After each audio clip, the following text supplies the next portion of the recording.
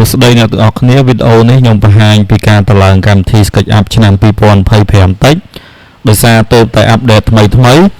អ្នកទាំងអស់គ្នាអាចទៅ download នៅក្នុង channel Telegram បានដោយសារខ្ញុំបានតម្លាក់ software នឹងចូលហើយបន្ទាប់ពី download ហើយអ្នកទាំងអស់គ្នានឹងបាន file មួយដែលជា file SketchUp បន្ទាប់មកអ្នកទាំងអស់គ្នាយកពាក្យថា extract here password Star Architect Design password ដដែលទេអ្នកទាំងអស់គ្នាអាចវាយពាក្យនឹងឲ្យត្រូវមកបន្ទាប់មកចុច OK មកគឺរួចរាល់ហើយយើងរងចាំប្រហែលជាបន្តិចទួយដែរអញ្ចឹងណាបន្ទាប់ពី extract ហើយអ្នកទាំងអស់គ្នាចូលមកកាន់ folder តាក់ទងជាមួយនឹង SketchUp នឹងមកបន្ទាប់មកអ្នកទាំងអស់គ្នាចុចកន្លែង file SketchUp នឹងហើយអ្នកទាំងអស់គ្នាយកពាក្យថា run as administrator អញ្ចឹងមកដល់ត្រង់ចំណុចនេះអ្នកទាំងអស់គ្នាចុចពាក្យថា install មកហើយយើងធ្វើការរងចាំឲ្យកម្មវិធីដើររួចរាល់ទៅគឺយើងអាច fix កម្មវិធីបន្ទាប់មកយើងអាចប្រើប្រាស់បានហើយត្រង់ចំណុចនេះយើងរងចាំទាំងអស់គ្នាបន្តិចសិនមកដល់ត្រង់ចំណុចនេះកម្មវិធីដើររួចរាល់អ្នកទាំងអស់គ្នាចុច finish ហើយកន្លែងនេះអ្នកទាំងអស់គ្នាចុចខ្វែងទៅអញ្ចឹងយើងបាន2 file នេះបន្ទាប់មកយើងចូលមកកាន់កន្លែង file fix របស់យើងមកមានន័យថាអ្នកទាំងអស់គ្នាចូលកន្លែង create នេះហើយយើងមើលរបៀបអញ្ចេះមានន័យថាតាក់ទងជាមួយនឹង layout នេះ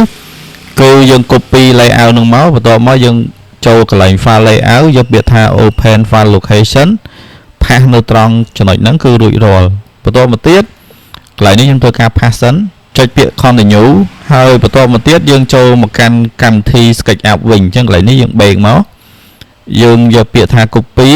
បន្ទាប់មកយើងចូលមកកាន់ SketchUp ហើយយើងយកពាក្យថា open file location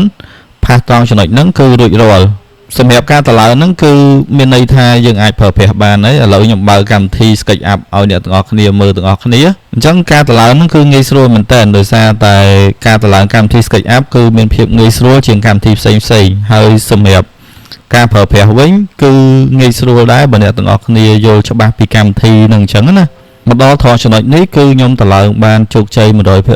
ហើយសម្រាប់ plugin វិញគឺកម្មវិធី SketchUp ស្គាល់អូតូតែម្ដងដោយសារលើកមុនខ្ញុំតឡើង SketchUp 2025អញ្ចឹងនៅពេលខ្ញុំអាប់ដេតតាក់ទងជាមួយនឹង plugin អីផ្សេងគឺអត់មានអីប្រែប្រួលទេហើយសម្រាប់វីដេអូហ្នឹងគឺមានប៉ុណ្ណឹង